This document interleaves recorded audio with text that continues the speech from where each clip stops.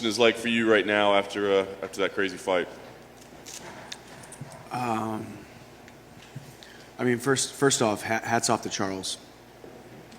Hats off to Charles for surviving that first round, surviving their barrage. Secondly, huge thank you to the UFC for this opportunity. You know, I just saw Dana and Hunter and those guys back there. I really feel like I'm living a dream. Win, lose, or draw. You know, here we are. Got a busted up eye and another loss on my record. But hey, I've come back from worse. Felt like everything was clicking in there. Just got caught, zigged when I should have zagged, and here we are talking to you without the belt on this table. But we're gonna keep moving forward as stuff moves fast. It looked like before the fight started, you were kind of taking a moment to like soak everything in. I mean, it was a pretty amazing atmosphere in there. Was there any kind of different feel for you? I mean, was it difficult at all to deal with all the circumstances surrounding this event?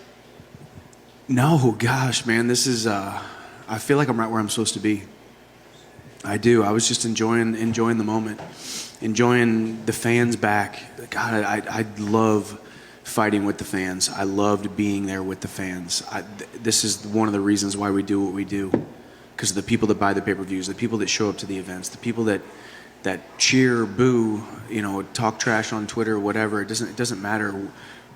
The highs, the lows, the happy, and everything in between, man. The fans make it what it is, and I just felt like I was in the right moment. A smile was on my face again. I feel like I'm fighting on borrowed time still. You know, there was moments in my career where I never thought I'd end up here. I never thought that the door would open, and now it has. And the first one was the highest of highs, and this one's, it's not the lowest of lows, because Charles Oliveira is a world class. Fighting for the UFC title is a world class opportunity.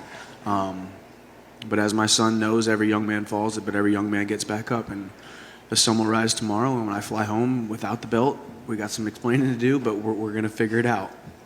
What were your thoughts in the opening round as it was unfolding? Like you said, I mean, you hurt him, but then, of course, he got to your back as well. I think people were, you know, obviously that's a tough spot to be in with him. So back and forth, incredible round. What did you think about it?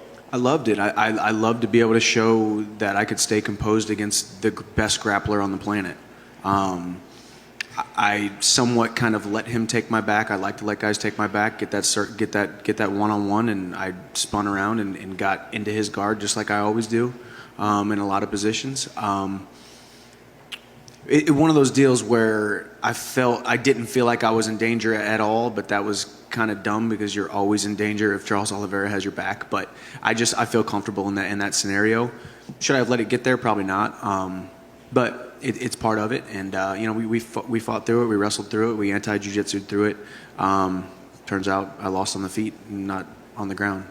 And I know you'll probably want to go back and watch it and break it down, but in your mind, what did happen in round two? I mean, did he just land the right shot, or do you feel like you got a little too aggressive? What do you think happened? You can never get too aggressive, man. Aggressive is my style. Aggressive is me. Aggressive is who I am. I don't know. It's the fight game, man. It's 4-ounce gloves, and you zig when you should have zagged, and before you know it, Charles Oliveira's getting the belt wrapped around his waist instead of yours. So, you know, here we are. I've been here before after losses. The sport moves quickly. I am still world class. Anybody, you know, next to get me into that in line for the title again, I believe I can beat them and beat anybody in the top 5. So we'll see what happens. Last thing for me, I mean, as you said, you'll be back and you'll try to get back to that belt within a year. But ideally, this last 9 months has been pretty insane, what you've done. So I imagine some family time might be enjoyable too. So I guess as you sit there right now, ideally, when would you like to fight again against whoever it ends up being?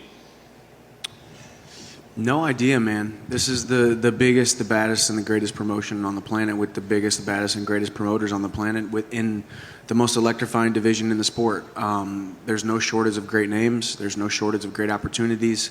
So we'll see what happens. You know, I would have won tonight. There would have been definitely more time off probably. But I just want to be a husband and a father again too. You know, I want to go give my time to them too. So we'll see. You know, we'll see what's next.